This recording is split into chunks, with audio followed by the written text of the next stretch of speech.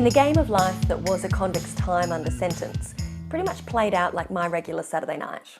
Try to hook up. Convicts under sentence had to apply for permission from the state to get married. And now don't laugh, but in colonial Van Diemen's Land, marriage was actually seen as a reward for good behaviour. This means we have records not just for who got married, but who wanted to get married and who they wanted to get married to. My convict ancestors actually in the minority because most convict men didn't marry, but the women, something's going on there for the ladies. During the convict period, the gender ratio was a little skewed. At one point there were 5 men for every woman. A little skewed or kind of brilliant.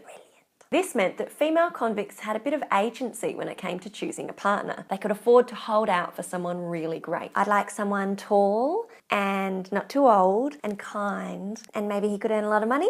Thank God those barbaric days are behind us. The data shows that if you are more likely to draw a good wage after sentence, you are more likely to attract a wife. The higher skilled you were meant the more employable you were, which meant you had higher earning potential. Skills get the girl.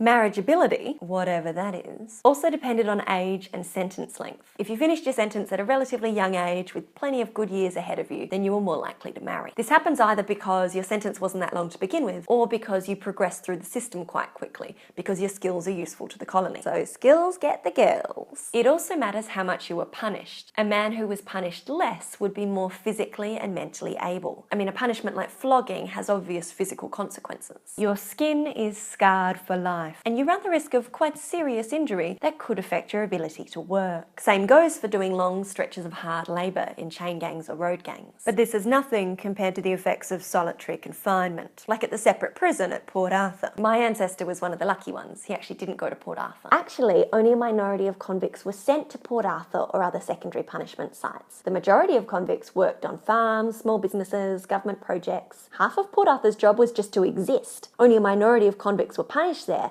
but everybody was afraid of it. We're only just beginning to scratch the surface of the long-term consequences of time spent in solitary confinement. We're looking at what effect it might have had on convicts' mental health, on their recidivism rates, on lifespan. So watch this space. What we know for now is the more time you spend in solitary, the less likely you were to be married. And because we know punishment is related to skill level, it all kind of starts to look like a bit of a self-fulfilling prophecy. We get it. In contrast, most convict women were marriageable just by virtue of being women. It was only if you finished your sentence particularly old or particularly broken by the system that you didn't marry and start a family. Or if you died. In fact, that's an impediment to marriage still today. Now I know what you're thinking. Marriage isn't always required to have a relationship or to have children. See, what happens is female convicts were actively deterred from having babies out of wedlock. An unmarried female convict would be sent to the female factory to give birth. The baby would be taken away from her, usually sent to the orphan school, and the female convict would be heavily punished before being sent back to work.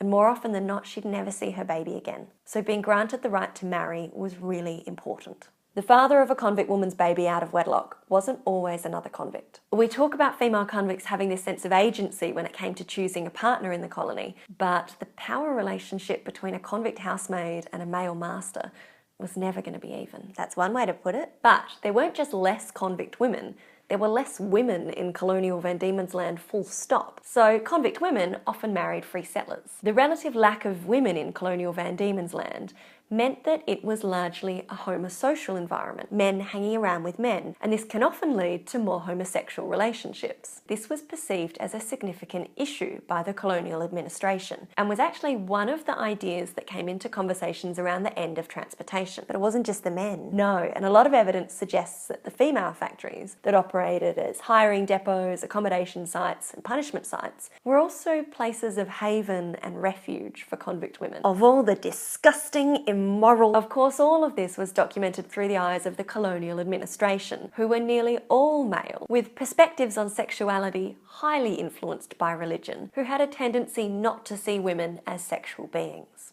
Next up, we're going to look at convict height and answer that age-old question, does size matter? I'm off. Can I borrow this? People in the past were short. History loves coincidences.